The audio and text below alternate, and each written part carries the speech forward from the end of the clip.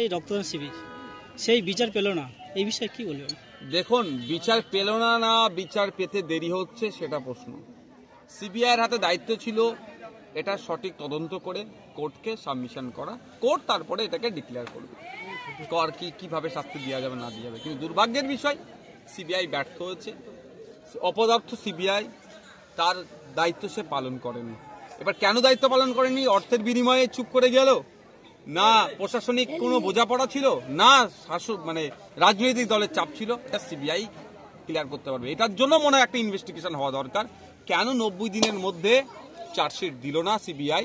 Chargesheet না দেওয়ার ফলে দুজন অভিযুক্ত যারা ছিলেন তারা জামিন পেয়ে গেলেন।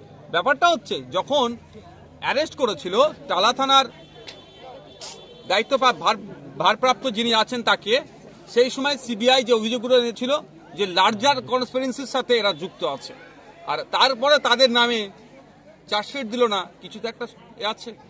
আমার তো মনে হয় এটাদের এই সিবিআই যারা আধিকারিক ছিলেন তাদের বিরুদ্ধে একটা ইনকোয়ারি করা দরকার, যে এরা কার সাথে মিশেছিল বা কি করেছিল, কেন দেয়নি স্বল্প দিন এই 90 দিনের মধ্যে চার্জশিট, তাহলে সত্য উদ্ঘাটন হবে।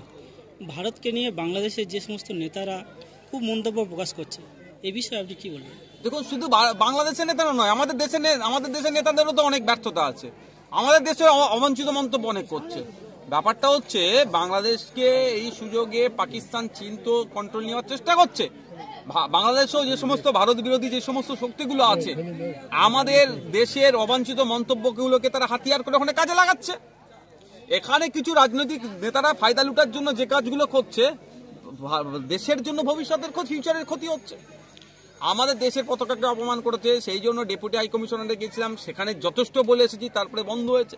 কিন্তু যেভাবে এই কথা চালাচালি হচ্ছে, কে বলছে চট্টগ্রাম দখল করে নেবো, কে বলছে কলকাতা দখল করে নেবো, এইগুলো দিয়ে দুই দেশের সুসম্পর্ক এগিয়ে যায় না। আমরা চাই দুই দেশের সুসম্পর্ক এগিয়ে আসুক। ভারত আমাদের দেশ সবসময় এই অগ্রাসন নীতিতে বিশ্বাসী নয়, সবসময় বন্ধুত্বপূর্ণতে বিশ্বাসী। তাই বাংলাদেশ আমাদের প্রতিবেশী রাষ্ট্র, দুই দেশের সম্পর্ক গড়ে উঠুক আমরা চাই।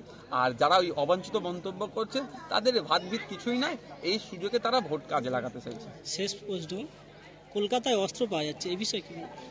শুনুন, যে অফিসার্সগুলোকে, যে আইবি, ডিআইবি, এসবি যাকে বলুন না কেন, যে প্রশাসনের কাজ হচ্ছে এগুলোকে আটকানো, সেই প্রশাসনকে দিয়ে তো বিরোধীদেরকে আটকানোর চেষ্টা হচ্ছে।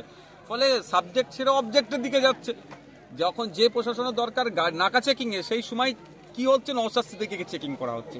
যে প্রশাসনের দরকার নাকা চেকিং, সেই সময় পীরজাদা কাসেম সিদ্দিকীর গাড়ি থেকে নাকি কিছু অবৈধ জিনিস আছে, সেগুলো চেক করার জন্য করা হচ্ছে। এগুলো তো বিরোধীদের আটকানোর চেষ্টা হচ্ছে।